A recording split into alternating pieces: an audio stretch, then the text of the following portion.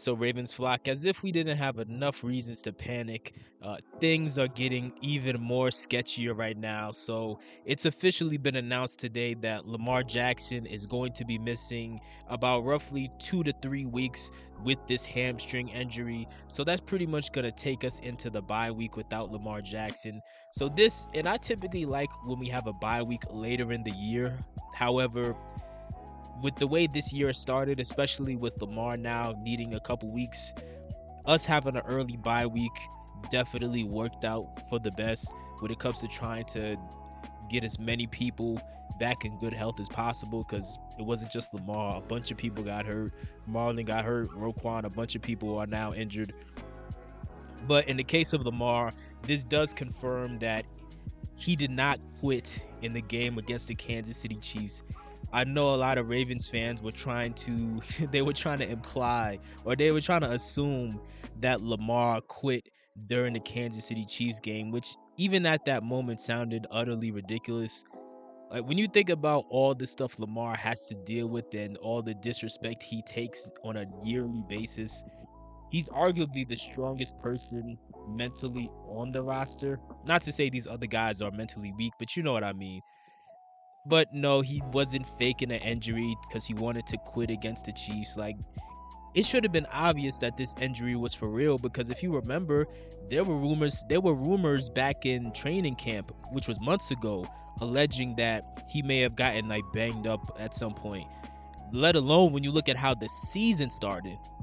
With the past 4 games, Lamar's been getting completely obliterated behind this offensive line. This poorly built offensive line. This garbage offensive line. Just a complete dumpster fire. Like, in this Chiefs game, Lamar was pressured about on 48% of his dropbacks. 48%? Now contrast that with when you watch our defensive line try to pass rush Patrick Mahomes. We giving Patrick Mahomes all day to just stand back there comfortably. Meanwhile, Lamar is legit running for his life right now, unfortunately, mainly because of our guards. Our offensive line in general is starting to play bad across the board, but obviously we all know the biggest issues are the 2 guards right now. Like, when we played the Lions, Lamar literally got pressured 30 times. Like, guys, that's literally an NFL record for most pressures in a single game. He got pressured 30 times by the Detroit Lions defensive line. And you can't blame it on, oh man, he was just holding the ball too long. There was only like a handful of plays where he held the ball longer than he should have. Most of those pressures were just, as soon as he snapped the ball, the pressure's immediately in his face, because Voorhees and Falele are bums. They can't block anybody. Like, why do y'all think Lamar's taking like these deep 15 step dropbacks when he snaps the ball? He's doing that because he doesn't trust these guys. And that's what most quarterbacks do. You look around the league, most quarterbacks, because there's a lot of teams with suspect offensive lines. So most quarterbacks who have really bad offensive lines, you will see that after a while, they will either take really far dropbacks where they're taking like 7 steps, 8 steps, 10 steps, 15 steps.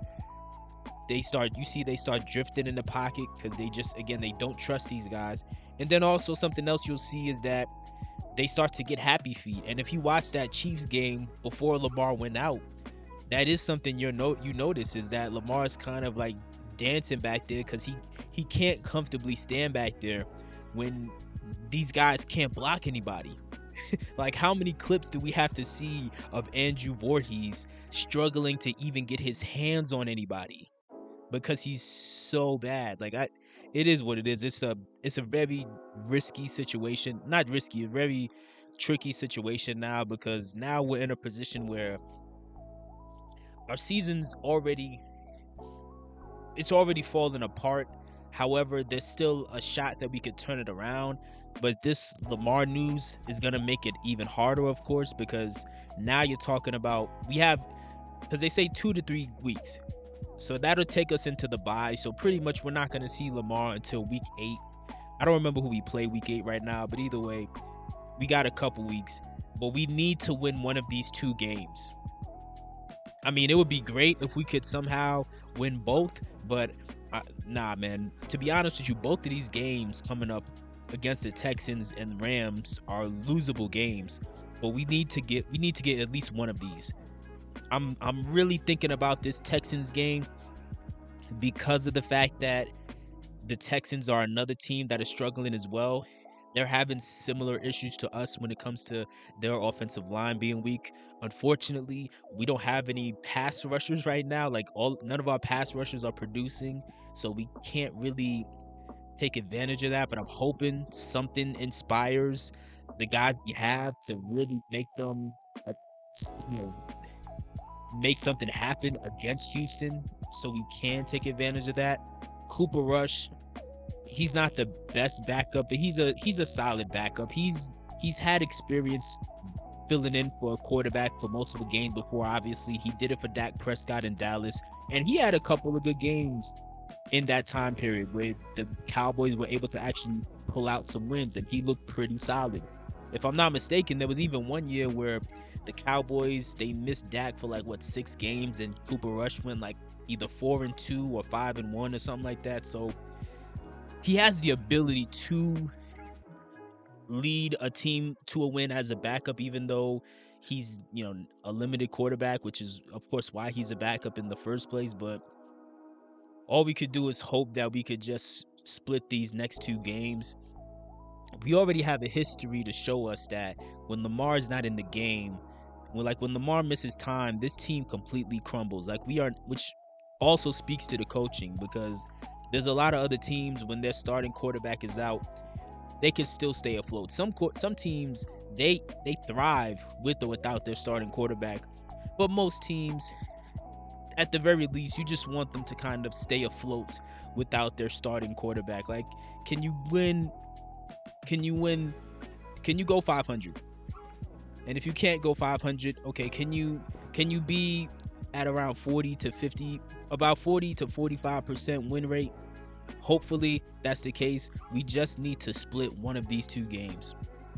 If we go 0-2 and we go to we go into the bye 1-5, it's still technically not over because in theory we could still run the table coming off of the bye. However, I think most Ravens fans would still have a little more faith if we could just go into this bye 2-4. So hopefully that ends up being the case. We'll see if the coaches, especially Harbaugh, actually steps up in this moment, this high pressure, high stakes moment. Speaking of John Harbaugh, he did a press conference after this complete collapse against the Kansas City Chiefs, where he said a lot of typical things Harbaugh says that in these moments. Like, we always abandon the run, whether it's Derrick Henry or Gus Edwards or J.K. Dobbins or Mark Ingram, regardless of who the running back is. We always abandon the run in these big games. And he always has a similar answer where it's like, oh, I don't know what happened. And, we got to get on that. We got to do better with that. Blah, blah, blah. Whatever. But either way, he made several comments where it seems as though he's throwing Todd Monken under the bus, which to me is a very conflicting situation because on one hand, Todd really doesn't deserve to be called out here, especially, see, I can understand you calling out Todd if you're also going to call out Zach Orr, but John Harbaugh did not call out Zach Orr. He coddled Zach Orr. He made excuses and said, oh, this defense is really close to being where we want it to be. How? We are still 31st in the league. We made a slight improvement and went from the 32nd ranked defense to now the 31st. That is not a good enough jump to say that we are close to anything. The only thing we're close to is a garbage can because we are garbage on defense. And it's embarrassing. And now these injuries may potentially make it even worse. So, but again, we'll see. You never know. Sometimes moments like this, unexpected names could step up. So we'll see. But I don't like John throwing Todd under the bus because, again, number one, you're not keeping that same energy with Zach Orr, who's been a bigger liability to the team so far. And then also, it's like, bro, this offense has been on fire for like the past 2 years. Now, I'm not saying Todd is perfect, I even admitted in my last video that I turned out to be wrong about Todd Monken. I felt like he was better than what he actually was, because then you see games like this Chiefs game where he'll have these complete blunders when it comes to play calling. And so at that point, I'm like, okay, Todd is clearly overrated. I was wrong. I thought he was a well above average OC, but that doesn't seem to be the case, because when you watch these other offenses, it's clear that they have a system, and which is why they're able to move the ball effectively, efficiently, and it doesn't seem as difficult. Whereas when you watch us, everything feels like pulling teeth on offense, which again goes into another reason why I don't like John throwing Todd under the bus, which is we saw this same tendency with Greg Roman. And I don't think that's, at this point, we can't pretend like it's a coincidence that every offensive coordinator we have the same tendencies where we abandon the run after we fall behind at any point in the game. We could be behind 3 points with 2 quarters left, and they still gonna abandon the run. And then also, for whatever reason, we refuse to implement hot routes. Like, there's nowhere for Lamar to dump the ball off to, which you would think that would be a priority with the offensive line that's performing this poorly. Like, why are we not taking a page out of the Miami Dolphins book? Now, I'm not saying we need to be the Miami Dolphins offense, because Lamar's a more talented quarterback than Tua, and I feel like Mike McDaniel's kind of has been trying his best to tailor an offense around Tua not having the best arm. So a lot of stuff is underneath. There's a lot of screen passes. He's just checking down to Devon Achane, and like most of Tua passes are like 2 to 3 yards down the field. So obviously we don't have to do that. But what I'm saying is we still can implement some of that, where we are putting a bigger emphasis on trying to get the ball out of Lamar's hands quickly, so he doesn't have to take as many hits as he's taken. Lamar's already been sacked like, I think, 14 or 15 times so far this season, and we're only 4 games in. That's a disaster. That's the same pace that Lamar was on in 2021 when he got hurt for the first time, when we had Alejandro Villanueva on that garbage offensive line. That's the same pace that we were on. And if you guys remember that year, whether it was Lamar or Tyler Huntley, we finished that year with the offensive line that gave up 58 sacks, which was the third highest in the NFL. The only teams that gave up more sacks than us that year were the Bears, and then there was one other team. I can't remember if it was the Lions or some other team, but either way, we gave up the third most sacks that year. That's the pace we're on. But I went off on a tangent there. Point is, we've seen these similar tendencies with Greg Roman as well. It doesn't matter who the OC is at this point. We see the same tendencies where we abandon the run in big moments, regardless of how elite the running back is, because we have Derrick Henry now. Then also, we have these flawed offenses where there's no short routes being ran for the most part. It's just these long developing routes that Lamar has to just sit there and wait for his guys to get open on, which doesn't make sense if you're looking at your personnel and recognizing that these guys aren't good enough to block for longer than 2.5 seconds, which is the amount of time you would realistically need for your receivers and tight ends to go that far down the field and break open. These guys at best can give you 1 second, maybe 1.5 seconds at best.